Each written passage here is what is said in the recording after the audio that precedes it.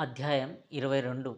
ఈ సంగతుల తర్వాత రూబేనీయులు, గాదీయులు యోర్దాను దగ్గర నివసించిన మనష్షే అర్ధగోత్రం వారు తమకు ఒక బలిపీఠం కట్టి దాని మీద బలులు అర్పించి పరిశుద్ధ స్థలానికి యాజకులను నియమించారని యెహోషువ మరియు ఇశ్రాయేలీయులందరూ విన్నప్పుడు ప్రజలందరూ చాలా ఇబ్బంది పడి షిలోనుకు వచ్చారు.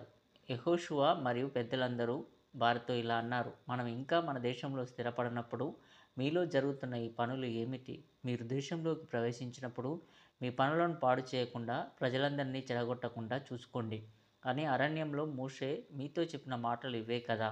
ఇప్పుడు మన శత్రువులు ఎందుకు ఎక్కువగా ఉన్నారు?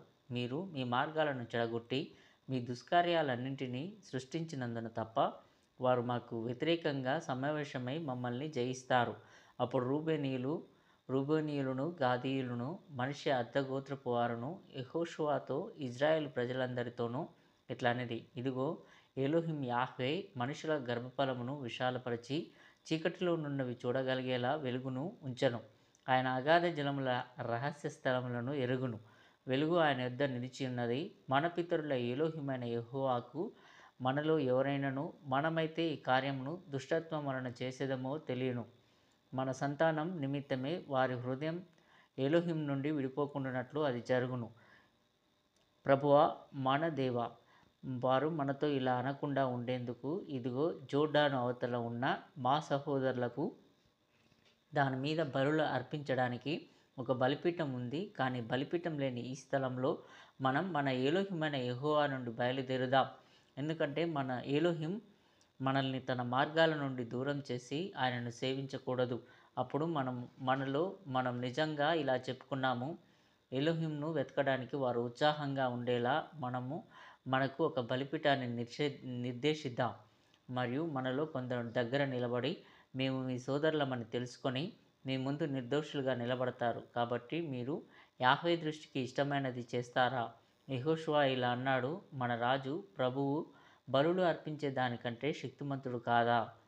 మరియు మీరు మీ కుమారులకు మీరు విన్న ప్రభువు మాటలను ఎందుకు నేర్పించలేదు? ఎందుకంటే మీ కుమారులు ప్రభువు ధర్మశాస్త్రాన్ని ధ్యానించడంలో నిమగ్నమై ఉంటే వారి మనస్సు చేతులతో చేసిన పవిత్ర స్థలం వెంట దారి తప్పేది కాదు.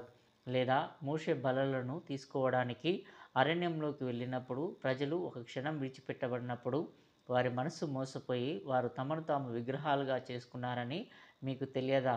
మరియు మీ పితరుల దేవుని దయ మిమ్మల్ని కాపాడకపోతే సమాజ మందిరాలన్నీ ఒక సామెతగా మారేవి మరియు మీ మూర్ఖత్వం కారణంగా ప్రజల పాపాలన్నీ బయటపడేవి.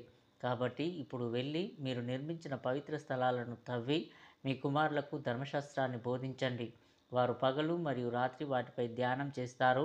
తద్వారా ప్రభువు వారి జీవితాంతం వారికి సాక్షిగా మరియు న్యాయమూర్తిగా ఉంటాడు. మరియు దేవుడు సాక్షిగా ఉంటాడు మరియు నాకు మరియు మీకు, నా హృదయానికి మరియు మీ హృదయానికి మధ్య తీర్పు తీరుస్తాడు.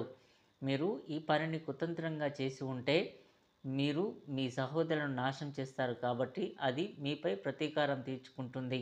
కానీ మీరు అలా చేస్తే మీ కుమారుల నిమిత్తం దేవుడు మీ మీద కరుణించును అని మీరు చెప్పినట్లు తెలియక చేసితిరి గనుక ప్రజలందరూ ఆమెన్, ఆమెన్ అని జవాబిచ్చిరి. అప్పుడు యెహోషువ ఇశ్రాయేలు ప్రజలందరూ వారి కొరకు పాపపరిహారార్థ బలిగా 1000 పొట్టేళ్లను అర్పించి వారి కొరకు ప్రార్థన చేసి వారిని సమాధానంగా పంపివేసిరి. మరియు వారు వెళ్ళి పరిశుద్ధ స్థలమును నాశనం చేసి ఉపవాసం ఉండి ఏడ్చిరి.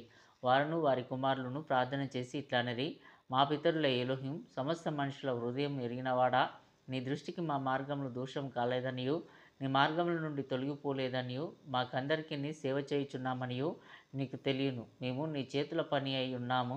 కావున ఇప్పుడు నీ సేవకుల కుమారులతో నీవు చేసిన నిబంధనను జ్ఞాపకం చేసుకొనుము. ఆ తరువాత యెహోషువ గల్గాలుకు వెళ్ళి యెహోవా మందిరమును, నిబంధన మందసమును, దాని పాత్రలన్నింటినీ నిలబెట్టి దానిని షీలోలో ఉంచి అక్కడ ప్రదర్శన మరియు సత్యాన్ని అంటే ఊరిం తుమ్మీం ఉంచాడు. ఆ సమయంలో బలిపీఠం సేవ చేసే యాజకుడైన ఎలియాజరు ప్రభువును విచారించడానికి వచ్చిన ప్రజలందరికీ ప్రదర్శన ద్వారా బోధించాడు. ఎందుకంటే అది వారికి చూపబడింది. కానీ గల్గాలలో ఉన్న కొత్త ఆలయంలో యెహోషువ నేటి వరకు ఇశ్రాయేలు పిల్లలు ప్రతి సంవత్సరం అర్పించే దహనబలిని నియమించాడు.